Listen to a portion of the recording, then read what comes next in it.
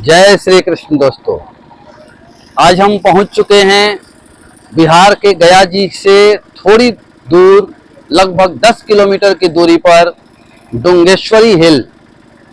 ये हिल माता डुंगेश्वरी के नाम से विख्यात है और यहाँ पर भगवान बुद्ध की कुछ स्मृतियाँ हैं, बहुत सी यादें जुड़ी हैं।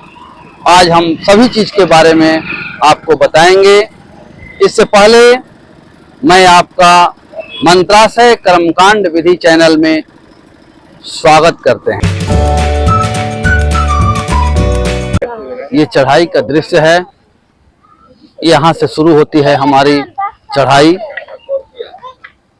कितनी खूबसूरत नज़ारा है इस हिल का।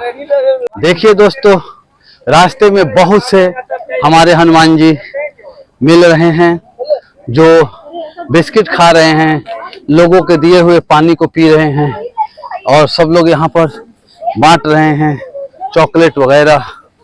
यहाँ पर ये खूबसूरती को और बढ़ाते हैं इस रास्ते की।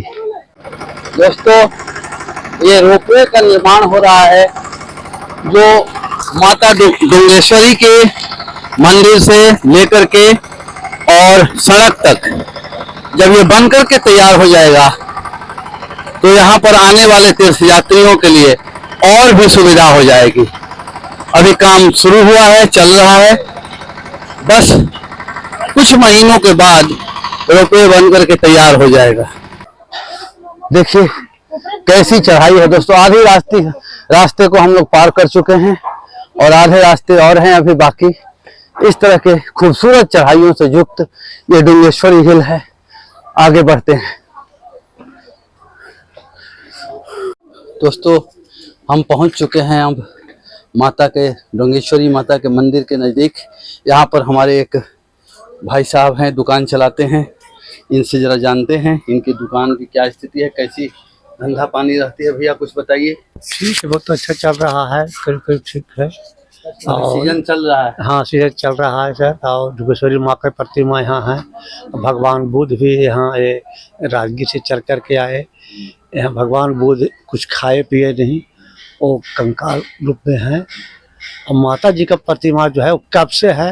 हमारे पिताजी 100 साल के चले गए, वो न बता सके, उनका बाबूजी नहीं बता सके कि कब से हैं।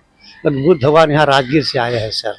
यहाँ का मुख्य सीजन नवंबर से लेकर के मार्च तक रहता है। हाँ जी, हाँ ठंडी में। हाँ जी, हाँ। तो देश विदेश के लोग आते हाँ हैं। हाँ हाँ हाँ, पर्यटक लोग आते हैं, हर देश के आते हैं लोग। तो ये 6 महीना तो आप लोग का धंधा ठीक रहता होगा, लेकिन उस बाकी 6 महीने में क्या? 6 महीना फिर हल्का फुल्का चलते रहता है। तो ड्यूटी तो कर रहा है ना, कोई ना कोई आए, मान ली कि सेवा चलती रहे। जी हाँ, जी जी। जैसे आपका पर्यटक के लिए भी सामान है और आपका इंडियन के लिए भी लुकता है, धूप है, कच्छप, चुनरी है, इलायची दाना है, सब सामान मिलता है यहाँ सब आदमी के लिए, चाहे देसी हो या विदेशी हो, उनके लिए सर। ठीक, बहुत बहुत धन्यवाद। आइए, अब हमारे एक दुकानदार साहब हैं जो यहाँ पर सालों भर, पूरे वर्ष भर अपनी सेवा देते हैं। इनसे मिलते हैं, माता के बारे में, मंदिर के बारे में और अपने व्यापार के बारे में कुछ बात करेंगे। बताइए महाराज कैसे? यहाँ जगत जननी माता है, माँ शेरा वाली, शेर पर सवार माता है, डुंगेश्वरी माता भी बोलते हैं। एक अपने आप है, एक का स्थापना करे हुए हैं। गया का दाढ़ी वाला पंडित जी स्थापना किए थे और एक तो बहुत पुराना है अपरूपी। दोस्तों, यहाँ पर मनोकामना पूरक दीपक जलाया जाता है। देखिए सारे भक्तों ने मनोकामना पूरक अपने दीपक जला रखे हैं। जिसकी मनोकामना पूर्ण हो जाती है तो यहाँ पर आकर के दीपक जला देता है। ये दीपक का बहुत महत्व है। चुके हैं अब मंदिर के पास।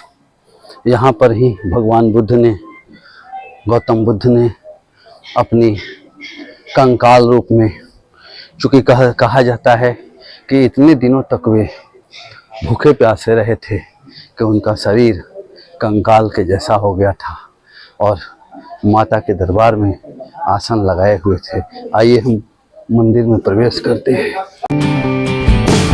यही गौतम बुद्ध की प्रतिमा है जो भूखे प्यासे रहने से देखिए कंकाल के जैसी ढांचे बन चुके हैं। इसीलिए इस गुफा में उन्होंने बहुत दिनों तक अपना आश्रय लिया था।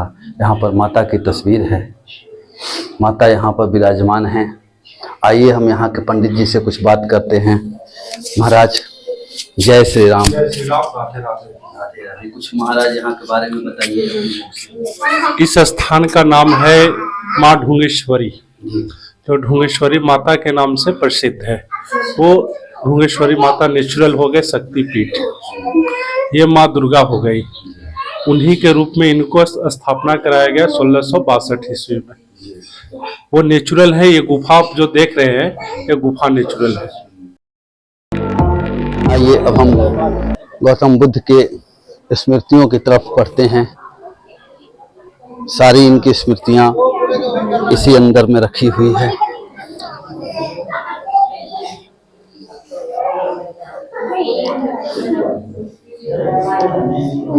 ये गौतम बुद्ध की प्रतिमा हो गई ध्यान मुद्रा में। ये सारे नेचुरल पहाड़ है, नेचुरल पत्थर है। जब वो आए थे उस समय यहाँ पर न घर थी, न दीवार थी, न रूम था, बस केवल पत्थर के चट्टान थे और इसी में वे अपना निवास बनाए हुए थे। यहाँ पर बौद्ध भिक्षुओं का, बौद्ध धर्म के अवलंबियों का तांता लगा रहता है। अभी ये पीक सीजन चल रहा है। आपने सुना, नीचे बताया गया कि यहाँ का पीक सीजन नवंबर से लेकर मार्च तक चलता है। आइए हम अब आपको मिलवाते हैं ये जो पालकी के संचालक हैं, इन लोगों की क्या समस्याएं हैं, कैसे ये लोग लेकर के चलते हैं, ऊपर तक कैसे पहुंचाते हैं, और आइए मिलते हैं इनसे। अभी आप लोग पालकी चलाते हैं तो कैसे, यहाँ का क्या संचालन का तरीका क्या है? देखिए, यहाँ का संचालन है, जो विदेशी लोग आता है तो यहाँ पे बैठ के जाता है। तो यहाँ पे 2 गांव है, एक है दुर्गापुर और एक है जगदीशपुर। दोनों मिल के एक दिन वो बैठाते हैं, चलाते हैं, एक दिन हम लोग चलाते हैं। मतलब दो आपसी सहमति से ये बना है कि 2 गांव के लोग मिलेंगे और एक दिन उनका चलेगा, एक दिन आपका चलेगा। इसमें किसी के सरकार का कोई दखल अंदाजी नहीं।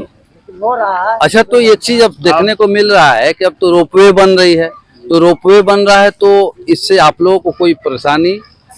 इसमें रोपवे जब बन रहा है तो हम लोग का तो रोजगार तो चला गया। रोजगार तो अब दूसरा रोजगार अगर सरकार चाहेगा तो मिलेगा, न तो हम लोग क्या करेंगे। ऐसे बेरोजगार था, अब तो रोपवे बन गया, सब तो रोपवे पर ही बैठेगा आएगा तो, क्योंकि डोली का चार्ज है 600 रुपया। ठीक है, ठीक है, और उस पे कम चार्ज रहेगा तो लोग तो कम पर ही बैठेगा, तो हम लोग का तो रोजगार चला गया और जल्दी भी हो जाए। और इधर जल्दी भी रोजगार मतलब कि सबसे बड़ी समस्या है इन लोगों के रोजगार जाने का भय है। जो गांव की 2 गांवों की रोजगार का सवाल है, तो इस तरह से हमको कोई और भी व्यवस्था देखनी होगी जिससे कि इन लोगों का रोजगार ना जा पाए और यहाँ की सुचारू रूप से व्यवस्थाएं भी चलती रहे, यही ना। ढूंगेश्वरी पहाड़ की दूरी गया जी से लगभग 9-10 किलोमीटर है, जो ऑटो से आने पर आपको भुसंडा मोड़ के तरफ से रास्ते मिलते हैं। बहुत ही खूबसूरत रास्ता है, बहुत ही वादियों से परिपूर्ण रास्ते हैं।